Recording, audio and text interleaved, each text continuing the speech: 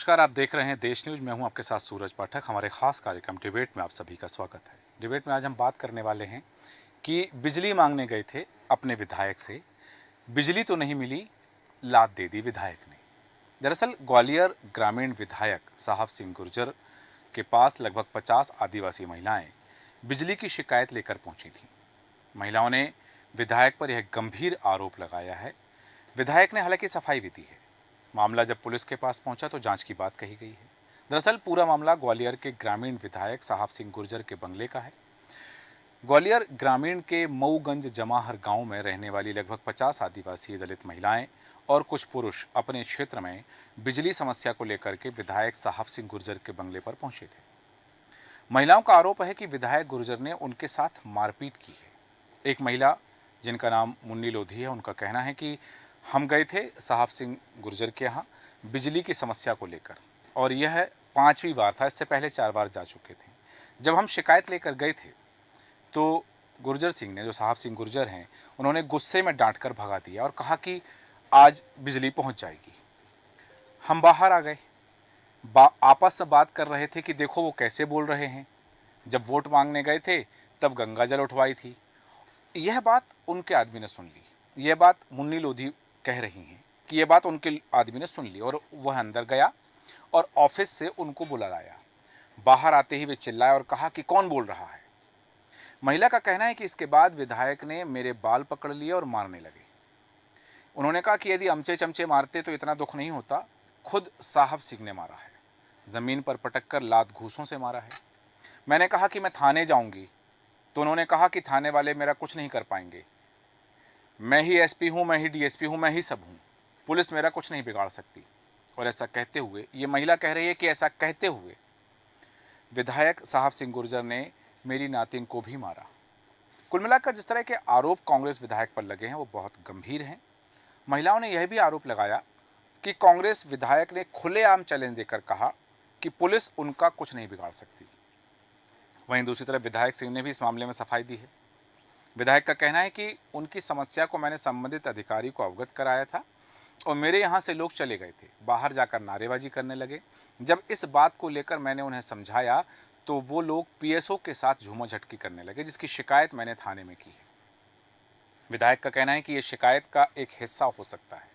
किसी साजिश को भी उन्होंने नकारा नहीं है। उन्होंने कहा कि मेरे खिलाफ साजिश भी हो सकती है और उन्होंने कहा कि हो सकता है भाजपा नेताओं के कहने पर मेरे खिलाफ मामला दर्ज कराया हो।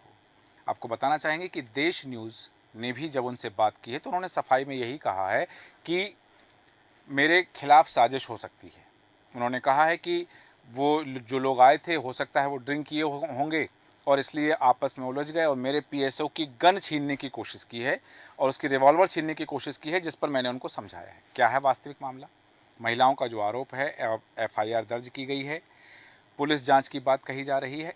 यहाँ एक बात उल्लेखनीय है कि ये महिलाओं ने आरोप लगाया है कि उनके साथ कुछ लड़के थे जो उस भीड़ का हिस्सा थे, जो विधायक से मिलने गए थे। जब मारपीट हो रही थी तब उन लोगों ने अपने मोबाइल पर उस घटना का वीडियो बनाया था। उन्हें देख करके कि वो वीडियो बना रहे हैं, उन्हें बंधक बनाया गया और उनके मोबाइल छीने गए। उनके मोबाइल छीन करके वो वीडियो डिलीट करवाए गए। वहीं दूसरी तरफ जब पुलिस पहुंचती है तो पूछा जाता है सीसीटीवी फुटेज के बारे में, तो विधायक के द्वारा कहा जाता है कि यहाँ के सीसीटीवी जो हैं वो कई दिनों से बंद पड़े हैं। क्या वास्तव में सीसीटीवी बंद हैं या फिर कुछ और भी इसके पीछे की कहानी है? हम बात करेंगे खास मेहमानों के साथ। आपका परिचय कराते हैं। हमारे साथ आम आदमी पार्टी के संयुक्त सचिव रईसा मलिक जी हैं। रईसा मलिक जी, बहुत स्वागत है आपका देश न्यूज में। साथ ही राजनीतिक विश्लेषक विलक्षण सक्सेना जी हमारे साथ हैं। विलक्षण सक्सेना जी, आपका स्वागत है। और भारतीय जनता पार्टी के पूर्व विधायक घनश्याम पिरोनिया जी हमारे साथ हैं। घनश्याम जी, मैं आपका भी स्वागत करता हूँ और चर्चा की शुरुआत करना चाहूँगा। रईसा मलिक जी, आपके पास आऊँगा। कांग्रेस विधायक पर आरोप है कि महिलाओं के साथ मारपीट की है, बाल पकड़ के खींचे हैं और वो वहाँ बिजली मांगने गए थे और उनको लात मिली। जी, मैं सबसे पहले तो यही बोलना चाहूँगी कि अगर ऐसा हुआ है, महिलाओं के साथ मारपीट हुई है, तो ये बहुत ही निंदनीय कार्य है और इस तरह से नहीं होना चाहिए।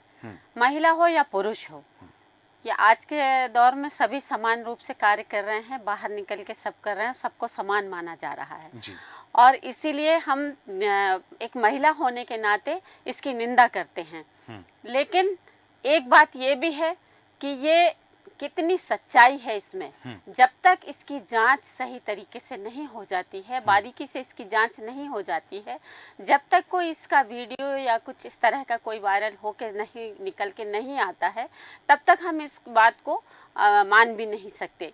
क्योंकि बहुत सारे कानून महिलाओं के फेवर में बनाए गए, बहुत सारे वो हुए और उसको बाद में आपने देखा चेंज भी किया गया क्योंकि उनका दुरुपयोग भी हो रहा था। तो ये राजनीति भी हो सकती है और महिलाओं के साथ अन्याय भी हो सकता है, और अगर अन्याय हुआ है तो हम इसकी निंदा करते हैं। और चूंकि जनता है, जनप्रतिनिधि को चुनती है अपने कामों के लिए, तो जनप्रतिनिधि का उनका बात को सुनना और उसकी समस्याओं का समाधान करना ही जनप्रतिनिधि का काम है। और फिर वो जनप्रतिनिधि किसी भी पार्टी का हो, उसको बस वो जनता का होता है प्रतिनिधि, चाहे वो किसी भी समाज का हो, किसी भी वर्ग का हो, अमीर हो, गरीब हो, कोई भी हो, लेकिन उसको सभी को समान रूप से देखना होता है और सभी की समस्याओं का समाधान करना होता है। ठीक है, और वापस आता हूं समाधान आपके भी पास में। शांतिपूर्वक तरीके जिस तरह से से आपने करना कहा होता कि यदि ये घटना हुई है, आपने उसमें एक शब्द लगाया कि यदि ये घटना हुई है, तो हालांकि जिस तरह से महिलाएं शिकायत करने पहुंची हैं, FIR दर्ज हुई है और जांच की बात की जा रही है। घनश्याम पुरोनिया जी, आपके पास आना चाहूंगा, इस घटनाक्रम को आप कैसे देखते हैं और इस यदि शब्द को आप कैसे लेते हैं जो अभी रईसा मलिक जी ने कहा? देखिए, आदरणीय रईसा जी बोल रही थी, मैं भी उनकी इस बात से सहमत हूँ। और ख़ास तौर पर महिलाओं का सम्मान, ये हम सबके आदर्श है, सब हमारे लिए। हम सब लोग उसका पालन भी करते हैं। और वहाँ जो कुछ भी घटनाक्रम घटा है और वहाँ जो हमारी महिलाओं के साथ में इस प्रकार का या अपराध या जो भी कुछ घटनाक्रम हुआ है, मैं भी उसकी निंदा करता हूँ। और कुल मिलाकर के उसमें भारतीय जनता पार्टी का कोई लेना देना नहीं है, लेकिन आरोप घुमा फिरा करके भारतीय जनता पार्टी पर ही लगाया जाता है कि उनके इशारे पर।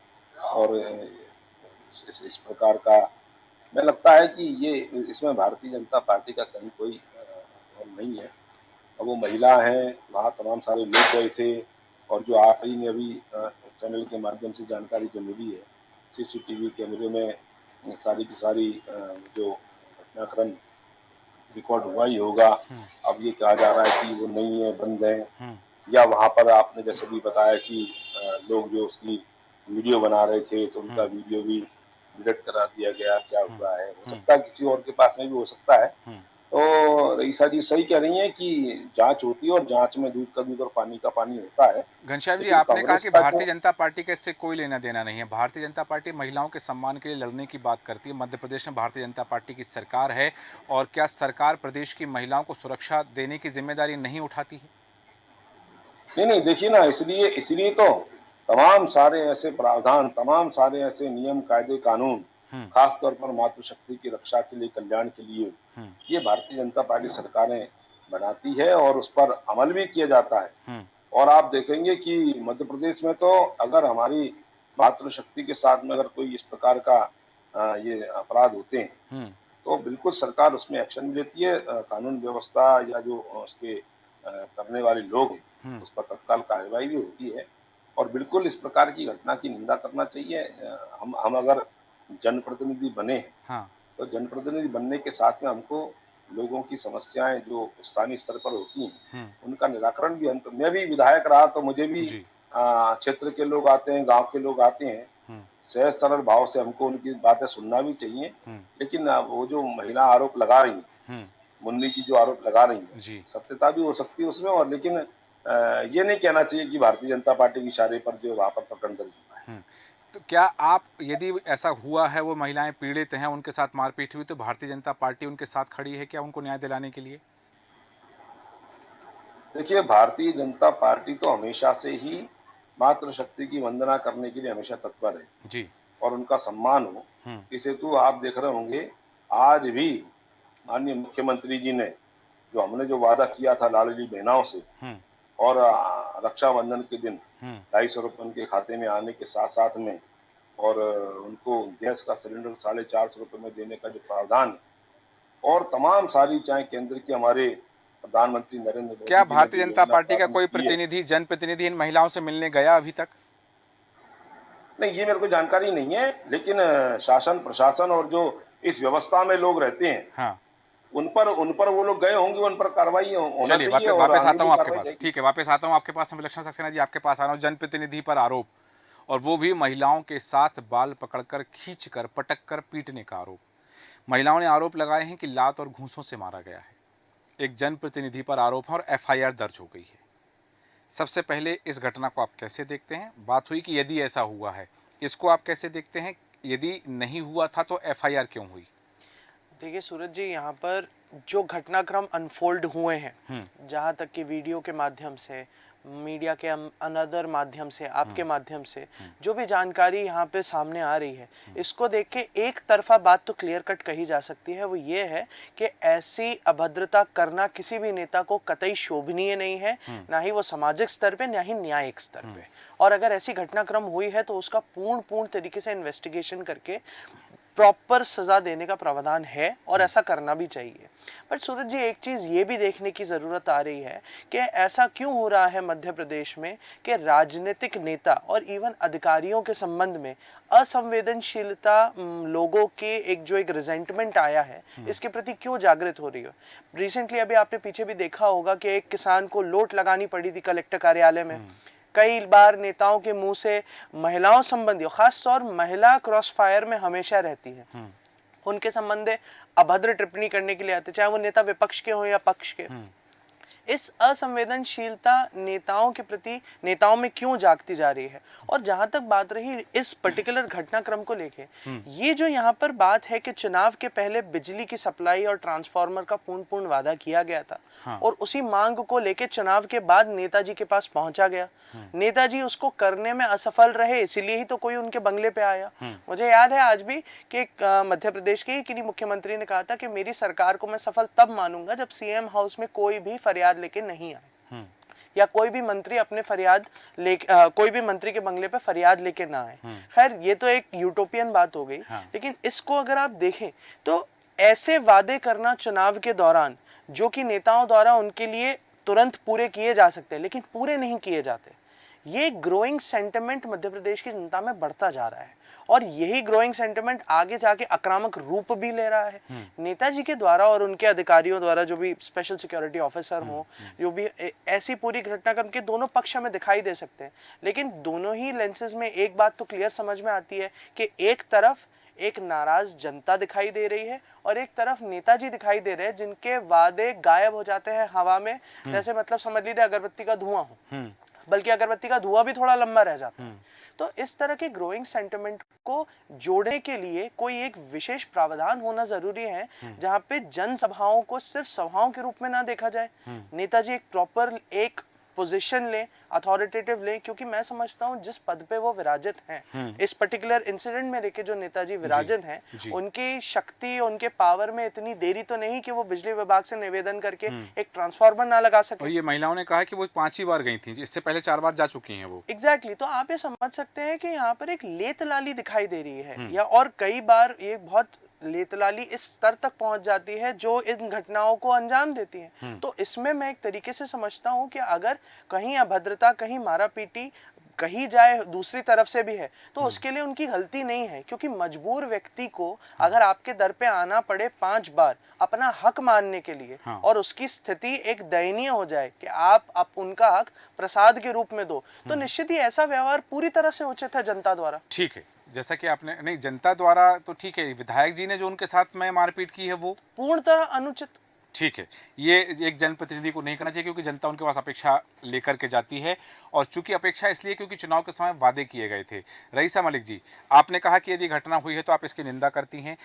निंदा से क्या उनको न्याय मिल जाएगा यदि उनके साथ ऐसा हुआ है, महिलाओं के साथ मारपीट हुई है? क्योंकि 2 महिलाएं, एक जो मुन्नी लोधी हैं वो और एक रामकली जो हैं, उन्होंने खुद सामने आकर के कहा है कि उनके साथ मारपीट हुई है, उनके बेटे को मारा गया, उनके नातिन को मारा गया है। ये बात उन्होंने खुद आके सामने कही है। क्या इंडी गठबंधन की यदि हम बात करें, चाहे आम आदमी पार्टी की बात करें, यदि कांग्रेस को विधायक हैं, तो क्या कांग्रेस की जिम्मेदारी मध्य प्रदेश में नहीं बनती है? वहाँ के स्थानीय जो दूसरे कांग्रेस के नेता हैं वो उनके साथ खड़े हो सकें, ऐसी स्थिति बनेगी क्या? देखिए, सबसे पहले तो साबित होना चाहिए। हमने आपसे ये बात बोली कि यदि अगर ऐसा हुआ है, अभी तो सबसे पहले न्याय तो उनको ये मिल गया कि एफआईआर हो गई है ना। और ऐसी ना जाने कितनी महिलाएं हैं जो अभी तक भटक रही हैं, जो रेप पीड़िता है, जिनकी चेन स्नैचिंग हो गई है, बहुत सारे उनके साथ अन्याय हुए हैं, प्रॉपर्टी को लेकर लड़ाई झगड़े चल रहे हैं लेकिन उनके साथ न्याय नहीं हो रहा है, और भी बहुत सारी चीज़ें जो आप हमके नज़र में है और प्रदेश में आए दिन होती रहती हैं और जो महिलाओं के खिलाफ होती हैं और अन्याय उनके साथ अत्याचार होता है, लेकिन वो लड़ाई को लड़ती रहती हैं और लड़ने के साथ साथ उनको कभी न्याय मिल पाता है और कभी नहीं मिलता।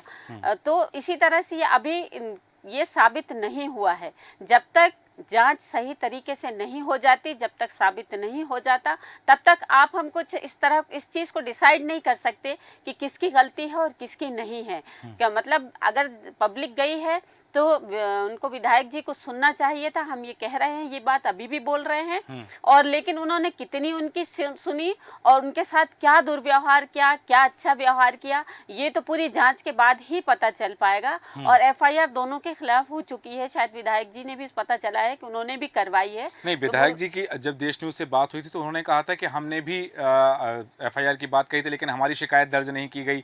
तो एक विधायक की पुलिस नहीं सुन रही, अगर विधायक कह रहे हैं न्याय महिलाओं के साथ क्या हो सकता है कि उनकी मतलब सुनवाई हुई, उनके एफआईआर एक विधायक के खिलाफ, जनप्रतिनिधि के खिलाफ मतलब दर्ज की गई है, और अब जब तक जांच नहीं हो जाती, जांच में ये चीज साबित नहीं हो जाती, तब तक हम उसको कह नहीं सकते कि किसके साथ क्या अन्याय हुआ है और क्या न्याय हुआ। ठीक है, यहाँ बात आई है कि एफआईआर हो गई है और विधायक जी ने भी जो है शिकायत की थी, आवेदन किया था, और जो उन्होंने कहा है कि पीएसओ की रिवॉल्वर छीनने का प्रयास किया गया।